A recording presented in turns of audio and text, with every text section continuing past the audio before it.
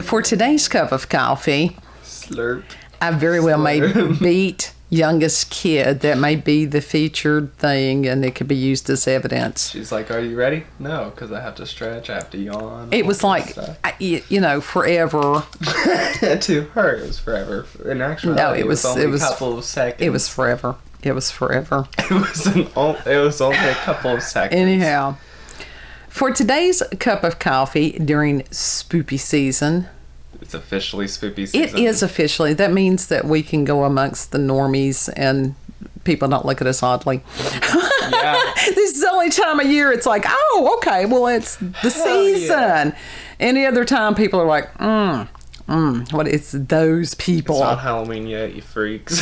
That way it's you like, freaks. Fucking freaks. And then I showed them the Halloween tattoo, and they're like, oh, you really are one of those. And it's like, yes, I am.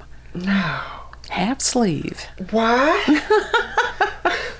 Anyhow, we're going to be approaching something that has been going on a long time. Jennifer Coolidge? I don't even know what that is. Jennifer Coolidge. She's been going on forever. I don't know who the hell it is. What? You look like the 4th of July. Makes me want a hot dog real bad. I don't, like I said, it's a lost reference on me. Sorry. You look like a haunted house. Makes me want a pumpkin real bad. Good God, I don't even know. I'm sure that the, the voice acting was very good. I just don't know who the reference is. I'll teach you who Jennifer Coolidge is. Leave me in ignorance on some things. She's an icon. Okay. Anyhow, I learned lots of things when I'm researching for the videos.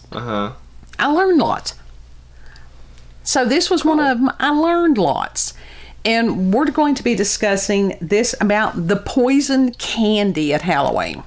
Oh, that, yeah. I grew up with this, not as much. I grew up with it too, so it's like... as some people, but it was a matter, you don't go to people's houses that you don't know because you don't know them, you don't know how they're going to be, and blah, blah, blah.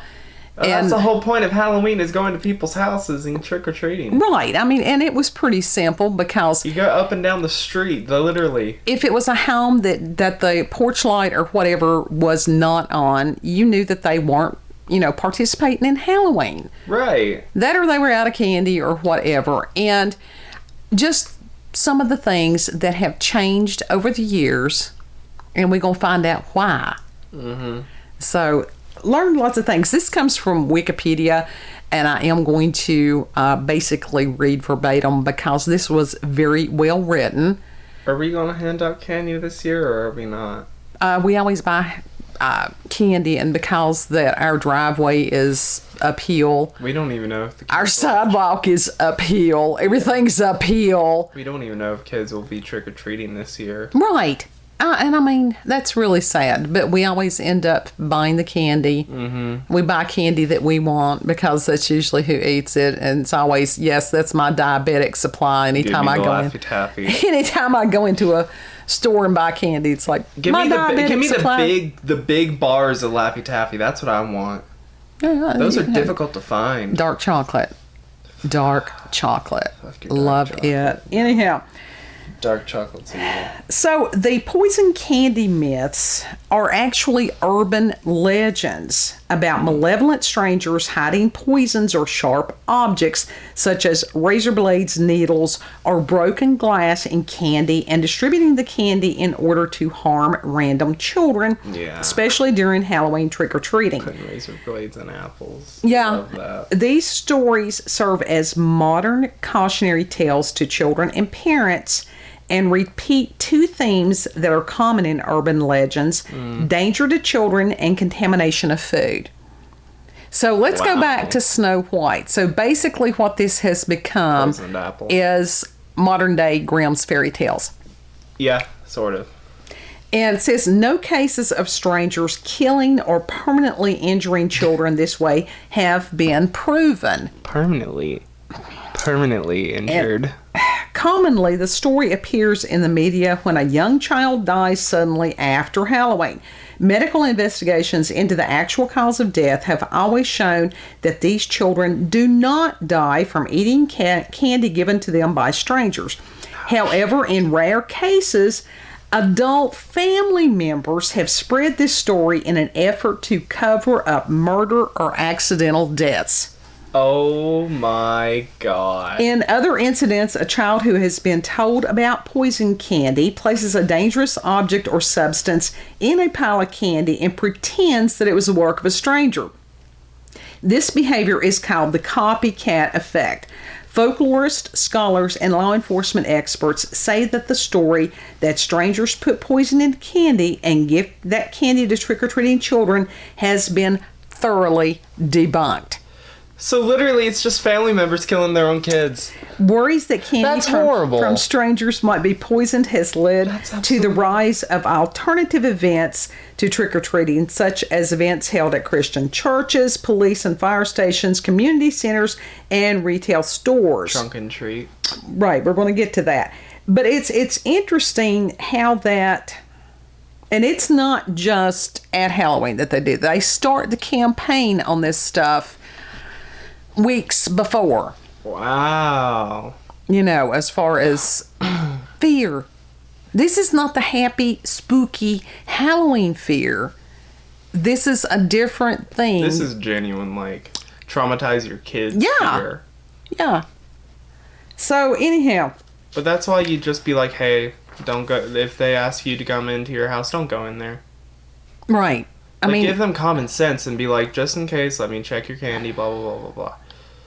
And that gives you an excuse to eat some of the candy. Absolutely. You can use that too. Now, the history of this myth, claims that candy was poisoned or adulterated gained general credence during the Industrial Revolution. What? Yeah, back in the 1800s. Wow. Who knew? Yeah. And it says that this is when food production moved out of the home or local area where it was made in familiar ways by known and trusted people to strangers using unknown ingredients and unfamiliar machines and processes. Some doctors publicly claimed that they were treating children poisoned by candy every day. So if a child becomes ill or became ill after eating candy, the candy was widely assumed to be the cause. However, no cases of illness or death were ever substantiated. So once again, it was just more fear-mongering. It's people that had an agenda. Yeah. And people that just, instead of them searching for truth, they believe whatever bullshit happens to be flying at the time. Well, you know, most people do that anyway, but... Yeah, research for yourself. You know, find out if whatever is accurate or not. Don't be a sheeple. And that is one of the things as far as Wikipedia. They give references. You can go back, check their references, make sure that they're reporting this correctly. Sometimes they give references. Well, now, this person gave quite a few, citations. Okay. And I appreciate that. And it says in the 1890s and 1900s, the U.S. Bureau of Chemistry and other state agencies tested hundreds of kinds of candy and found no evidence of poisons or adulteration. These tests revealed that inexpensive glucose from corn syrup. I was surprised to find out that corn syrup was a thing that far back. I thought that was a more recent thing. I thought it was a more recent thing too. Okay, that was common in cheap candies, and that some candies contain trace amounts of copper from uncoated copper cooking pans, and that coal tar dyes were being used for coloring. I mean, it wasn't like a whole bunch. Tar dyes? Well, they make soaps and stuff out of things like that. Yeah, but that's different. You're not consuming it that way, but... it's like I said, it was not a whole lot of it. It was just for coloring. Hey, at least it wasn't arsenic back during that time. Oh, God, that's true. But there was no Here's evidence... a raw potato. There was no evidence of the many types of poison, industrial waste, garbage, or other adulterants alleged to be present. Imagine if you're that family that you don't give out candies or or fruit, you just hand out potatoes. Yeah, really. Just raw potatoes or this carrots. day, that might work. Eventually, the claims that children were being sickened by candy were put down to ingestion due to overeating or to other causes, including food poisoning due to improper cooking, hygiene, or storage of meat and other foods. Mm-hmm. Now, let me explain as far as cane sugar, which is, do not get white sugar because that has been stripped of every possible nutrient. Stripped of the goodness. You can get like turbinado sugar, and it does taste a little bit different, but it actually has some nutrition there. And that the body has, it's a gag response that if you consume too much, you get sick and you vomit. Yeah. That's the body protecting itself. The problem with high fructose corn syrup, which I am not a fan of, It just completely bypasses that. it does, that there is no gag response so that you can consume and consume and consume. So that's one of those things. It's like, somebody's got an agenda behind that, because the more you consume, the more they sell. Absolutely. But also the higher of the incidence of obesity and stuff. Mm-hmm. There's a lot of causes of obesity that people have no clue about. And you hear all this stuff, and especially with the coof thing going on, oh, it's obese. They have no clue what they're talking about. That's another myth, and we will get into that on another day. As far as the social causes, now I did not agree with how some of this was written, but, that may have just been me. But they're saying from an academic view that this is an example of rumor panic. We see that lots. Very much. That can go into mass hysteria very easily. Absolutely. It's on a day-to-day basis. And, with Halloween developing as a carnival-like folk institution, which was meant to release social tensions, that it is losing its functionality as neighborhoods themselves break down. Which is tragic. Absolutely. Because it used to be, what happened? You had people that they were all excited about the trick-or-treaters, especially some of the older folks, because they loved seeing the kids in the costumes. It gave them interaction, especially if they had limited interaction, which happens a lot, tragically, to older people. They would spend time, even if it was the popcorn balls. People used to bitch about the popcorn balls. I got one of those. Of course, what are we doing? We're buying fiddle faddle and different things like that, and crunch and munch.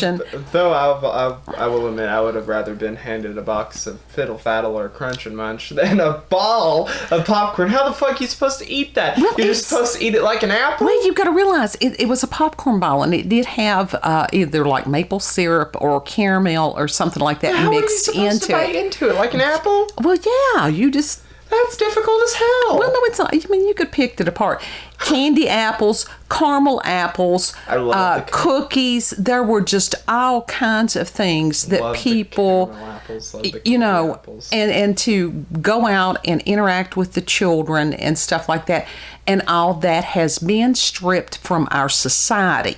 Yeah, and it's time to bring that stuff back. Absolutely. And as far as this Hello Kitty bullshit with the Halloween costumes, no. We will get, that's another cup. I will focus. Easter has invaded Halloween. Yeah, really. It's like they've got their own damn, holiday. It's like, stay to your own lane. All right, now, with the effects of this stuff, due to their fears, parents and communities restricted trick-or-treating and developed alternative safe events such as trunk or treat events at Christian churches. Now, around our area, we've got some of that, but then you've got those people, it's like, oh, it's all evil, you're of the devil, you're ... because they have no clue about the origins of the holiday. That's when you look at them and be like, but you celebrate Christmas, which is one of the most pagan holidays besides we'll get to that. Easter. We'll discuss Yule in its own time. Oh, the Yuletide! Anyhow, this collective fear also served as the impetus for safe trick-or-treating offered by local malls. Now, why would that be? Because absolutely. Consume. Exactly. Consume, proudly say. Also, this story also promotes the sale of individually wrapped, brand-named candies and discouraged people from giving the homemade treats to children. So, again, by So is corporations. absolutely. It's all about the monies. And the development of the modern candy tampering myth says that several events in the late 20th century fostered the modern day candy tampering myth. In 1959, a California dentist, William, looks like Shine, gave candy-coated laxative pills to trick-or-treaters. He was charged with outrage of public decency and unlawful dispensing of drugs. A laxative is over the counter. You can go to Walmart and buy some. Like, that's hilarious. Yes, though. but it's one of those, he was a dentist. For how long have they said, candy and everything like that, as far as the decay of teeth? Yeah. And they're showing now that a lot of it has to do with genetics. Yes. That it doesn't matter, brush, floss. Some people just have teeth that crumble. Mm-hmm. Anyhow, in 1964, a disgruntled Long Island, New York woman gave out packages of inedible objects to children who she believed were too old to be trick-or-treating. The packages contained items such as steel wool, dog biscuits, and ant buttons, which were clearly labeled with the word poison. Though nobody was injured, she was prosecuted and pleaded guilty to endangering children. You may notice a bit of an edit or a skip there. We had some severe technical issues Twice in a row. Yeah. So anyhow, we're just gonna pick up like nothing ever happened on that. But we thought we would tell you, and you're like, what happened there? So that's what happened there. Difficulties, Mercury's, and mayonnaise again. Yes, very much so. Okay, the same year saw media reports of lye-filled bubblegum being handed out in Detroit and rat poison being given in Philadelphia, although these media reports were never substantiated to be actual events. Fake news. Yeah, it's like... Yeah. Another notable milestone in the spread of the candy tampering myths was an article published in the New York Times in 1970. This article claimed that, quote, those Halloween goodies that children collect this weekend on their rounds of trick-or-treating may bring them more horror than happiness, end quote, and provided specific examples of potential tampering. It's called fear-mongering. It's called yellow journalism. We love that. Yeah, really.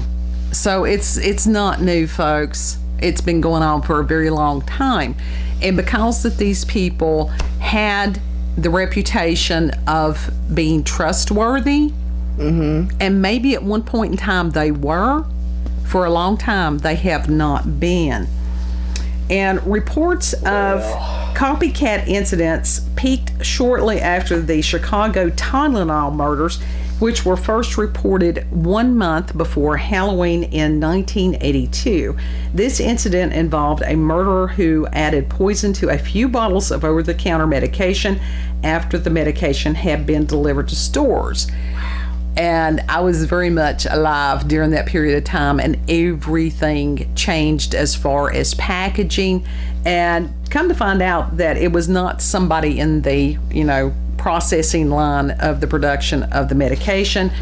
It was dude trying to kill his wife, and I don't remember whether he was successful or not, but he had put some poison in a few other bottles, claiming that it was from the manufacturer. And packaging on everything changed.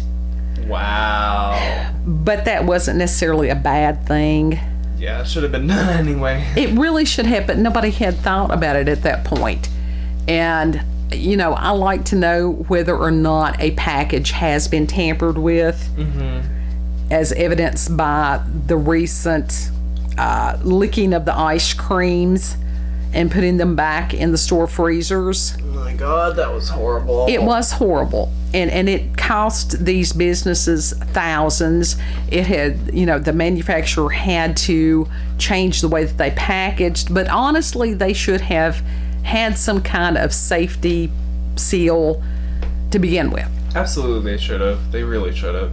And as far as the people that participated in that disgusting thing, I don't know, maybe they should have worked either at the store where they did this for months as far as, community service or something, or at the manufacturing site itself. Yeah.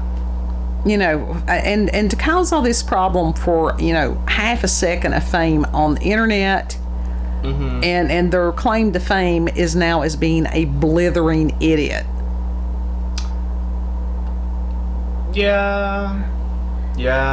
So, I mean, I would hate to be known as that worldwide. I wouldn't mind being known as that by you or my friends. But... Well, everybody has their derp moments, but to put that on there intentionally as this is how you want to be known, no, I'd rather not. Okay, in 2019, the Massachusetts Cannabis Control Commission warned that, quote, parents should be on the lookout for products that are unsafe for kids after they trick or treat, end quote. Yes, no more. Okay, cannabis control. Now, nobody's going to share their stash with some random trick or treater. No, nobody's going to do that. That stuff's expensive. Absolutely. Now, as far as debunking these myths, Joel Best is a sociologist at the University of Delaware, and he specializes in the scholarly study of candy tampering legends. He collected newspaper reports from 1958 to 1983 in search of evidence of candy tampering. Fewer than 90 instances might have qualified as actual candy tampering. In none of the cases does he attribute the events to random attempts to harm children at the Halloween holiday. Instead, most cases were attempts by adults to gain financial compensation for, or far more commonly by children to get attention. So, we love that. Best found 5, and that's not the best found 5, but Mr. Best found 5 child deaths that were initially thought by local authorities to be caused by homicidal strangers, but none of these were sustained by investigation. Oh, wow. Fabrications by children are particularly common. It's called attention-seeking behavior. Yes. Liars a lot of the time. Well, yeah, they're kids. Children sometimes copy or act out the stories about tampered candy that they overhear by adding pins to or pouring household cleaners on their own candy and then reporting the now unsafe candy to their parents.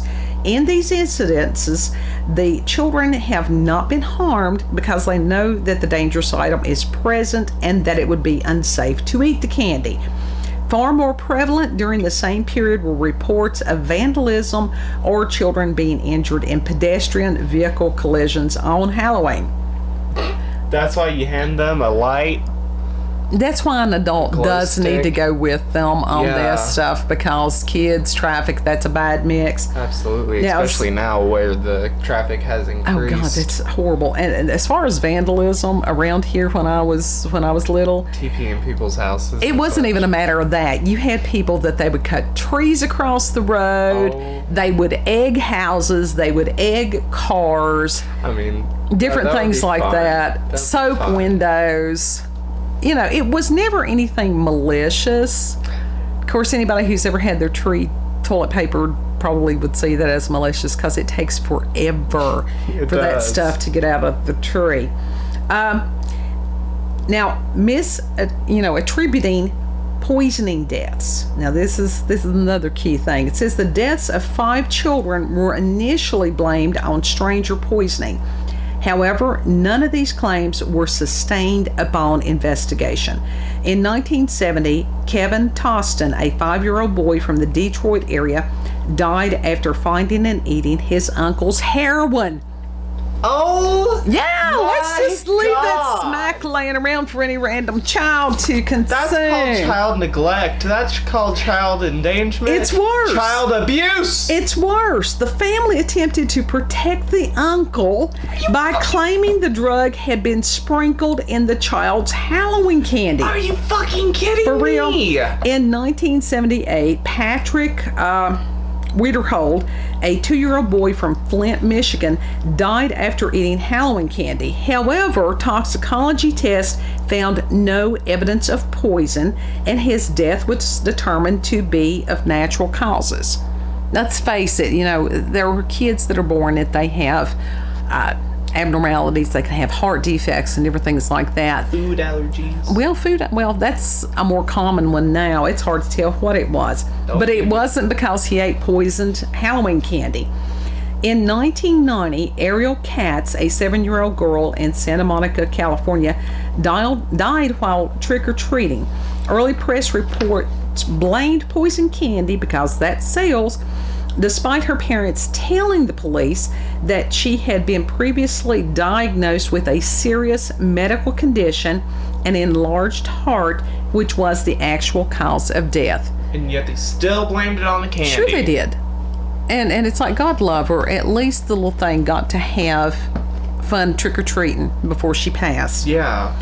In 2001, a 4-year-old girl in Vancouver, British Columbia, died after eating some Halloween candy. However, there was no evidence of poisoned candy, and she actually died of streptococcus infection. Okay, if the kid was that sick, why did they take her out trick-or-treating? Right. And then in 1974, this was one of the huge ones, an 8-year-old boy from Deer Park, Texas, died after eating a cyanide-laced package of pixie sticks. A subsequent police investigation eventually determined that the poison candy had been planted in his trick-or-treat pile by the boy's father, Ronald Clark O'Brien. So it's never actually the neighbors that do it. Who also gave out poison candy to other children in an attempt to cover up the murder, though no other children consumed the poison treats. The murderer, who had wanted to claim insurance money, was executed in 1984. Good enough. Yeah. In this case, the distribution of poison candy is true, but no children other than the intended victim were harmed. Now, what kind of a horrible monster would do that? I don't like that. Anyhow, that's one less on the planet. Yeah, too bad there's too many more. Well, despite these claims of poison candy being eventually proved false, the news media promoted the story continuously through the 1980s, with local news stations featuring frequent coverage. During this time, cases of poisoning were repeatedly reported based on unsubstantiated claims or before a full investigation could be completed, often never followed up. That's common.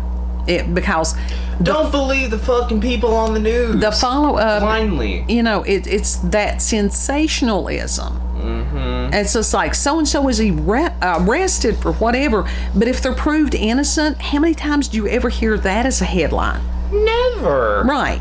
As far as, retractions or anything like that. Is that front page? No. Drama sells. Yeah, fear sells in business is good. And the one-sided coverage contributed to the overall panic and caused rival media outlets to issue reports of candy tampering as well. However, Joel Best says that the spread of the myth cannot be blamed solely on the media, and that it must have been transmitted via word of mouth as well. Yeah. That's because people talk out about it. A lot of people talk out of their ass and they have no idea what they're saying. Absolutely, because they believe what Rumors. they heard. Rumors. Yeah. By 1985, the media had driven the hysteria about candy poisonings to such a point that an ABC News Washington Post poll found that 60% of parents feared that their children would be injured or killed because of Halloween candy sabotage. Oh yeah, because propaganda. And it's not about presenting the truth. It's not about education. It is about ratings. It is about numbers. It is about money. They don't care who gets harmed during this. No, they don't. They don't care what the effects on society, could be. No, they really don't. And even as far as advice columnists entered all this during the 80s and 90s with both Ask Ann Landers and Dear Abby getting in on the fear-mongering. And Ann Landers in 1995 had written, quote, "In recent years there have been reports of people with twisted minds putting razor blades and poison in taffy apples and Halloween candy. It is no longer safe to let your child eat treats that come from strangers," end quote. Yeah, thanks, Ann. That was... Hit head on table, you bitch. Of course, now think of this. These are people, strangers would write in to ask these strangers really personal stuff. Which is stupid. And then Dear Abby in 1983, quote, "Somebody's child will become violently ill or die after eating poison candy or an apple containing a razor blade," end quote. I've never heard of an apple actually containing But that's what they're saying. All this shit, it's bogus. Yeah. And almost all tampering cases at a rate of 1 or 2 per year involve a friend or family member, usually as a prank. Most of all those involved sharp objects rather than poisoning. How is that a prank? I don't know about that. 3/4 of them resulted in no injuries, and the rest resulted in only minor injuries. No child has ever been killed by eating a Halloween candy from a stranger.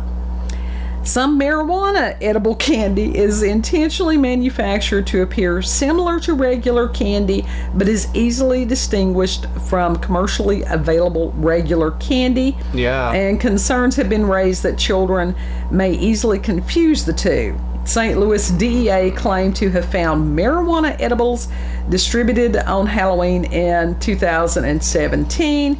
But has not presented a case as of October the 18th. Don't let the kids eat weed. Now remember, it says that they claimed to have found.